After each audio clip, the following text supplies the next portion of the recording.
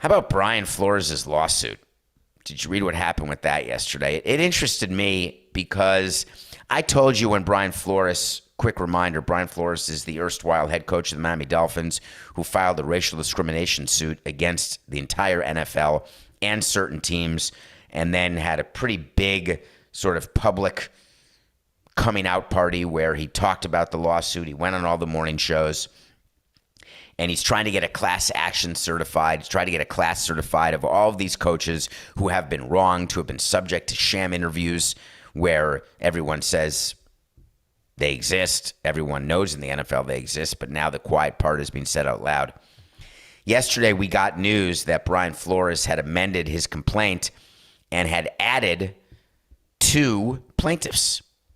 It's pretty big news, right? He found 2 coaches to stand next to him and say, we were discriminated against. That will have very little impact as to whether the class is certified. It will have very little impact into whether or not the lawsuit is actually going to prevail. But it still was very telling because we found out 2 more bits of news that are absolutely accurate. Number 1, Ray Horton was added to the lawsuit. Ray Horton, is it okay to say this, Coca? It's okay. I always tell you the truth about what I know, what I don't know. I'd never heard of Ray Horton. And then Steve Wilks also added to the lawsuit. And these are 2 black men who had said that they did not get the proper treatment when it came to either having a chance to be a successful coach, having a chance to coach again, or have a chance to even have an interview. So here is what I'd like to tell you about this, because it's sort of interesting to me. Wilks is the guy who was the coach of the Cardinals, and he called himself a term I'd never heard, a bridge coach. We would call an interim manager, but a bridge coach is apparently what you do after you fire one coach and you know you're going to hire someone else, but you put someone in there just for a few games, just for a moment. So Wilks was hired as a bridge coach. And his claim was, I had no chance to succeed. And they were going to bring in Cliff Kingsbury, who is the guy. He was the one who had that, the picture was it during the draft, Coca? Do you remember when this happened? When he was sitting in this nice house and he was lying on his couch with his feet up and there was a great view. I can't remember what it was. But he was this coach who coached in Texas. He had not won a lot. He's a white guy, good-looking white guy. And then he got the head coaching job, and then he was great because he got Jamal Murray, I guess. And so basically what Wilks is saying is, I called him, what is his name? I can't hear you, Coca. Kyler Murray? I don't know what I called him. Did I call him Tyler? Did I do that yesterday? I called him Jamal. Who's Jamal Murray? All right. Is that the guy for the Nuggets? Okay. All right. Do you want to just keep it? Just keep it. Yeah, that's fine. All right, we can start. We'll start from, we'll continue on. Okay, 469. So Cliff Kingsbury had an opportunity to have a quarterback, and he had a chance to succeed, and he's done well. There's no question about it. And Wilks really did not have a chance. But then we got to Ray Horton. Ray Horton apparently was interviewing for the Titans job. And he was told nothing, that he had a chance, right? Because sham interviews are bad. Well, Mike Mularkey, the white coach for the Titans, was told in 2016 that he is going to be the head coach, and that was before any other interviews had been conducted. And Mike Mularkey admitted this. So now the Titans are being accused of what the Giants were being accused of, where Bill Belichick had told Brian, the wrong Brian Daboll, congratulations on the job. And Brian Flores had said, thank you, but I haven't even interviewed yet. And Belichick said, oh, wrong Brian, sorry. I should sort my contacts last name first, first name second. So now the Titans could do this. The Giants could do this. And on Nothing Personal, we've told you, yeah, there's 32 teams who do it. 62 teams, 32 in the NFL, 30 in Major League Baseball. Sham interviews are when you know you don't want to violate the Selig rule or the Rooney rule. You know you have to interview minority coaches, but you also know who you're hiring. And what Brian Flores and his lawsuit is trying to do is stop that practice. That's the first thing he's trying to do. The second thing Brian Flores is trying to do is make it so African-American coaches or any coaches of color, although I think it's just there's racial discrimination against any coaches of color, are trying to make sure that if they don't succeed in their first attempt to be a coach, they get a second attempt. Sort of like two of the coaches hired. I think Lovie Smith, this is now his second. Todd Bowles, this is now his second. And they were, Lovie Smith was sort of successful with the Bears. He's now gets to be a head coach. Todd Bowles less successful with the Jets. He gets to be a head coach because Bruce Arians got fired by Tom Brady. So the NFL is trying very hard to show that what Brian Flores is saying did not happen. But then Brian Flores said, well, I'm going to up the ante with this lawsuit and give you evidence of another little nugget here that I was complaining about, which is that Stephen Ross didn't want to win games and that he was really hoping to tank for Tua. Well, guess what?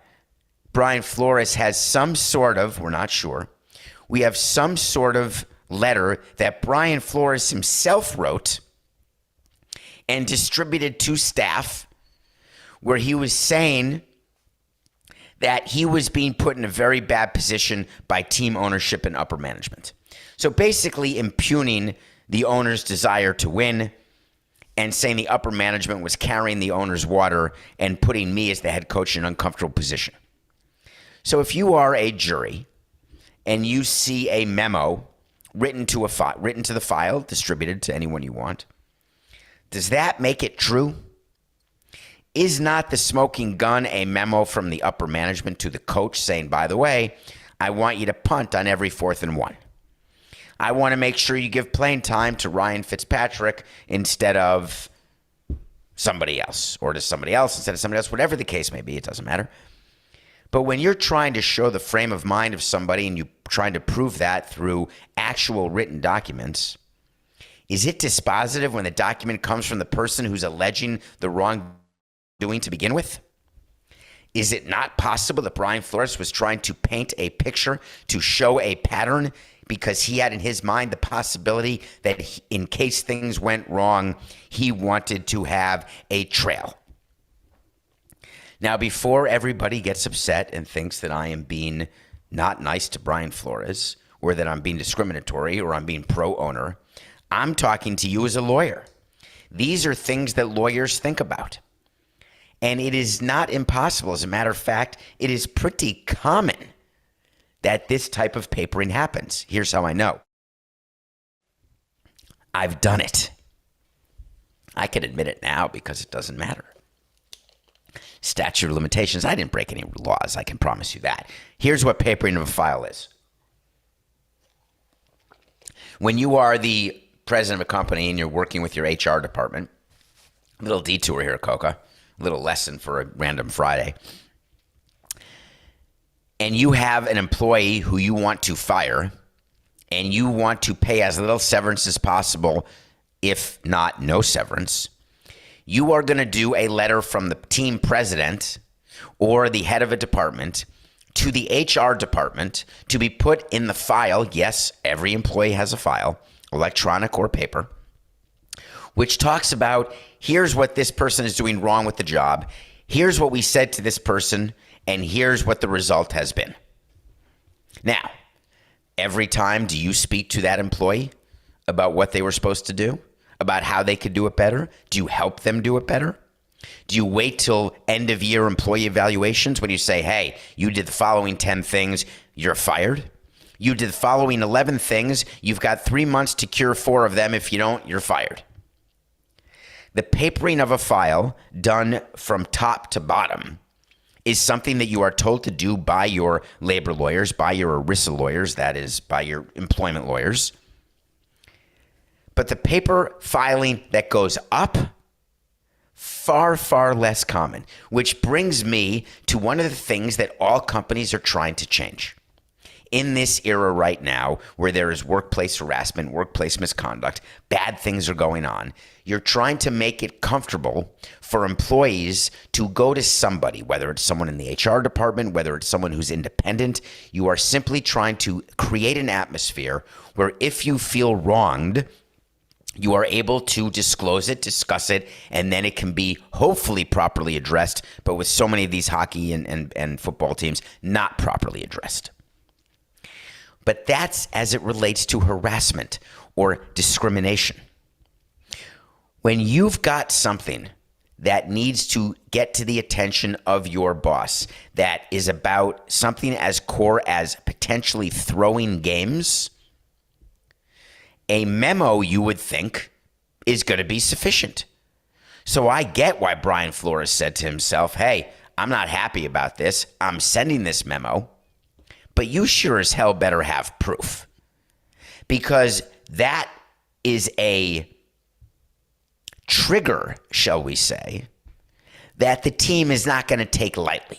And if the team does take it lightly, it means it is completely so off base, so ridiculous, and so without merit that it's not even worthy of a response. Now, the irony is, I would have the opposite reaction as president of a team if I got a letter from my manager that he is upset, or anyone got a letter from the manager that the manager believes that we are trying to not win games and we're asking him to make decisions that will ensure that we lose games.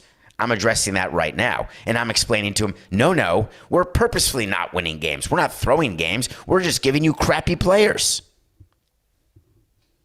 It's going to be interesting to see how this ends, because it has been clear to me through the statements of Wilks and Horton, who are now part of the lawsuit.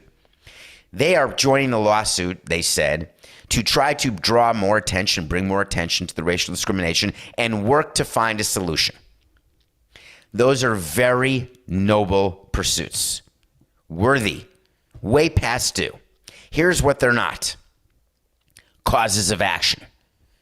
They are not dispositive as it comes to getting damages, which is why you've seen the NFL react to this lawsuit by being helpful with coaches getting second chances, by doing all the things they're, in theory, trying to do to deal with discrimination and harassment and the Rooney Rule, etc. But NFL and Roger Goodell is not spending 1 minute. They're not spending 1 minute worried that there's going to be a class action suit where a jury is going to hear evidence and there's going to be damages that the NFL and its owners will have to pay. They're not worried about it for 1 New York minute.